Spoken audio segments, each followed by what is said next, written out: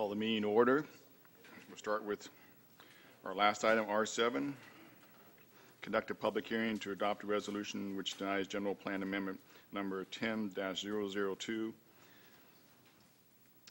Salazar, are you going to present first? I am going to be presenting this item, Mr. Chairman. Good morning, Mr. Chairman, members of the board, and the public in attendance. I'm Leo Salazar. I'm an associate planner with the Shasta County Department of Resource Management Planning Division. The item is General Plan Amendment 10-002 for Maine. The applicant is requested to amend a general plan policy to create an exception that would allow consideration of a proposed rezoning and land division for their property to move forward. Now, in most cases, or in this particular case, they have requested, again, to amend a policy. So policies then of the general plan are applied countywide. However, due to the specific language in their proposed amendment, the effects of the change would be specific to the applicant's property. So I'll just describe where that is located.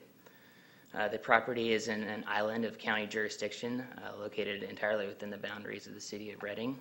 It's in District 2. They own approximately 8.7 acres at that location, which is on the southwest corner of the intersection of Wilshire Drive and Henderson Road, approximately 0.4 miles west of the Wilshire Drive-Bocelli Lane intersection. The current general plan for the property is suburban residential. This general plan designation would allow, if water and sewer are available, 3 dwelling units per acre to be developed.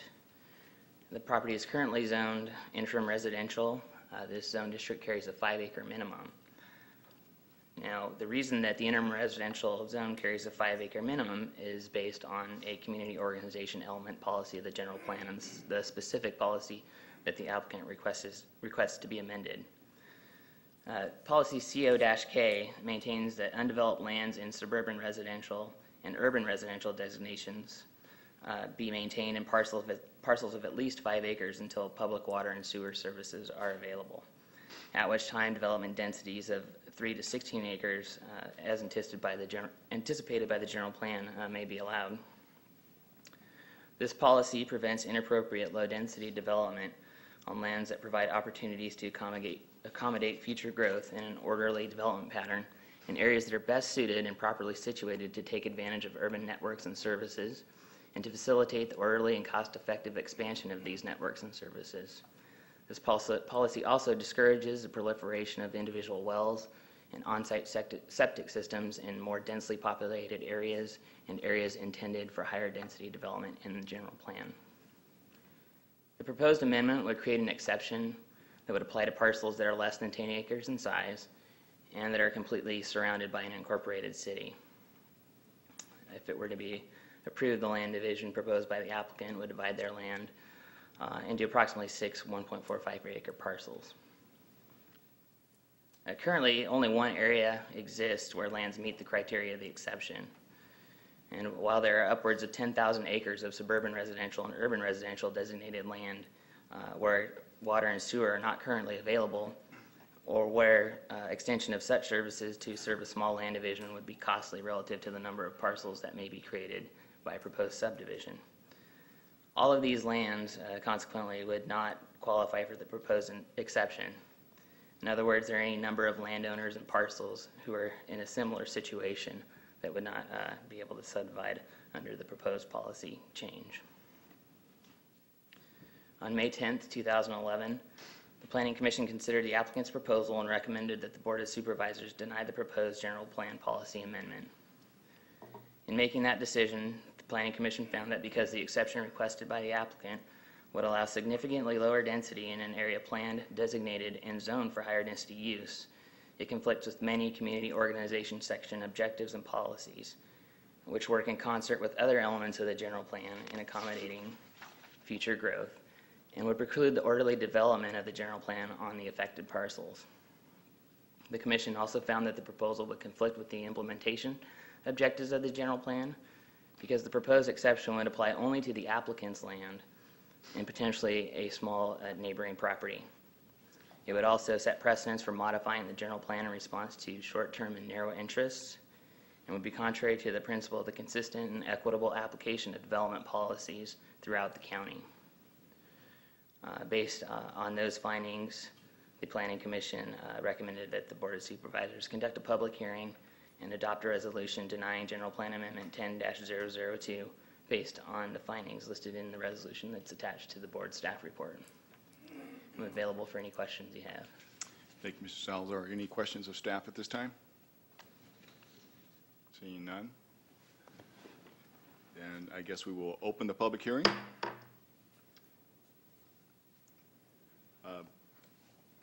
Usually the applicant would go first, I believe, so is someone going to speak on behalf of the Mains? Mr. D. Okay.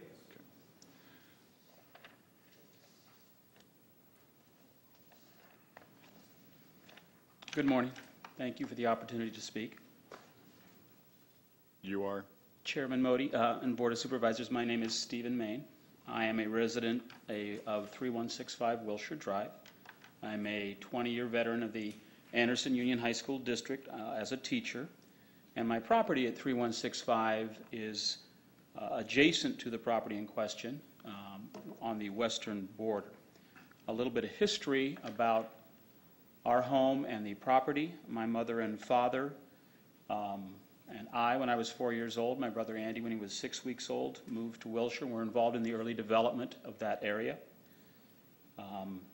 My brother and I have circulated in the Wilshire Drive area recently and had great delight in seeing many of our old neighbors and friends. And our intent was to inform and be available for questions about our proposal, much as it was 3 years ago when we had a meeting about this very issue. My father bought these parcels from Siebert Stevens in the 1970s and held them until his death in 1981, and those two parcels were passed on to my brothers and I at that time. We chose not to develop or do anything with the parcels in respect for my mother, who lived there at 3165 by herself. But I think with ownership comes some liability, and we did have some problems with that field being an open area. Those parcels, my mom had a theft occur, which we suspect came from that area. 12 years ago, we had a neighbor who was doing some unauthorized riding of a three-wheeler on that parcel, and it overturned and paralyzed him. And it's become an attractive nuisance in the neighborhood where people are out there driving their cars and doing a number of things that, you know, it would concern any owner. So we're here today to recognize that currently we're allowed to construct 2 residences on this property. We're asking to subdivide the 7.25 acre parcel into 4 parcels plus a remainder, each of 1.45 acres in size, which are about twice the size of the current parcels on Wilshire Drive. Also, it would allow my brothers and I to each have 2 parcels instead of 3 of us owning 2.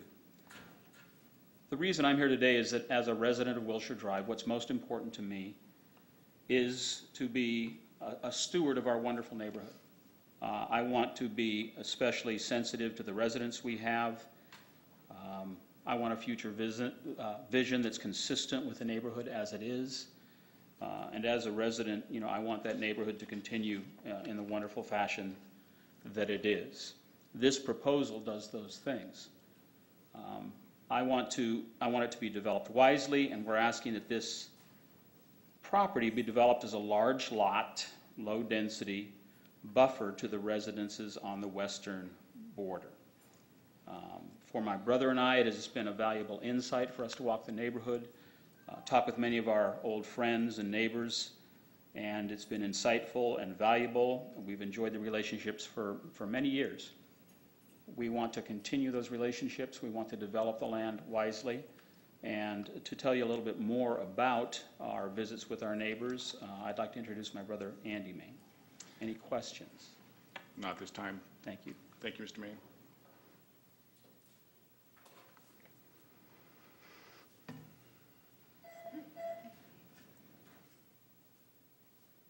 Mr. Chairman, Board of Supervisors, my name is Andy Main.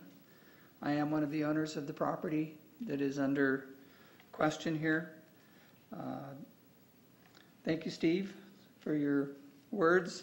I might like to acknowledge that he's way too humble. He's been a teacher for about 40 years, and He's one of the few teachers in the state of California who's been elected or nominated by his peers as a Teacher of the Year for Lassen County and Shasta County. So he's a public speaker. So following him is a difficult act for me. He teaches public speaking to the kids. I'm a local businessman. I own Shasta.com. Some of you may know that. I've been in Reading most all my life. Grew up at the house on Wilshire Drive, and we're still very happy to be owners in that area, and I'm very happy that Steve is now living there to continue our family's legacy in that area. We're not developers. This isn't something that we do for a living. We're not out of LA asking for something special. We're trying to do what we think is reasonable for the neighborhood and for our family needs. In 2009, we invited all the neighbors along Wilshire Drive to a meeting at our house. At that meeting, we proposed what you're seeing in our application, 6 parcels. We sent postcards out to everybody to see who would support, and we had about 87% support at that time. Things change. In 3 years, it took us to get it before you today. Some of the neighbors have gotten together, and there was a petition that was submitted here a month or so ago that we just recently found out about it, proposing denial or proposing to against what it is that we're proposing. When we learned about that petition, we did a similar thing. We started a petition, and we went out and we met with all of our neighbors. And as my brother Steve said, it was quite a nice thing to go out and visit with the neighbors. And could I have an overhead, please? Could I? Just to give you, if you haven't seen the area under consideration, I'd like to just mention that we did go and visit during the last 2 weeks. We went and visited 42 different houses. 10 people weren't home. We spoke with about 30 different houses. 22 of the people signed the petition that was given to you this morning. The parcel let's see, I don't know if you're seeing this yet or not. I'm not seeing it. Are you seeing it? Yeah, we see it here. Oh, okay, you can see it. This area, this is Wilshire Drive right along here. Our family home is right here. And we visited, we knocked on all the doors along Wilshire Drive here. We went on both sides of the road. We actually went out onto some of the side streets, which I don't think the other petitioners did do that. And what we discovered was that a lot of the people that have been there for many years did not have any opposition. Some of the people were neutral. They didn't, because of their neighbors who were against our proposal, they didn't want to sign the petition. We had some people who signed the original petition that also signed ours because they felt that they had gotten some misinformation on the original petition that had been submitted by the neighbors who were against it. So there is some duplication on the signatures by people who have, once they met with us, felt that what we were proposing was okay. I think it's probably important to note that people right along the street here on Wilshire Drive, there's 3 houses in a row that would probably be the most visually affected by what we're proposing, and their names are all on our petition with no opposition to what it is that we're proposing. Mr. Mean, I'm going to ask you to sum up if you can. Okay. That's all that I had to say. And I'd like to present Mr. Einar Diaz, a planning consultant that we've hired to help us on some of the more technical issues. Thank you very much. Thank you, Andy. Mr. Chairman, members of the board, members in the audience, my name is Einar Diaz, and as I'm representing the applicants with regards to this. First of all, I'd like to let you know that I was not part of the original submission that was made in 2009.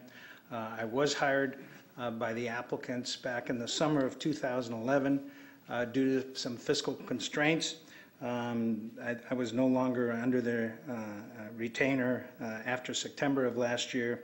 However, I was hired again after the general plan amendment denial by the Planning Commission. I need to present to you some information that I think is really important so that you understand the entire context within which this application is being provided. And how do I work this thing?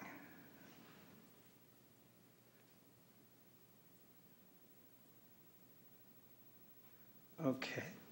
You have this letter in your package, but this is the original April 28, 2010 narrative, whereby the application at that time basically said when parcels of land less than 10 acres in area are encircled within the boundary of an incorporated city and access to an existing public sewer water system is not available within 500 feet, that development of parcels into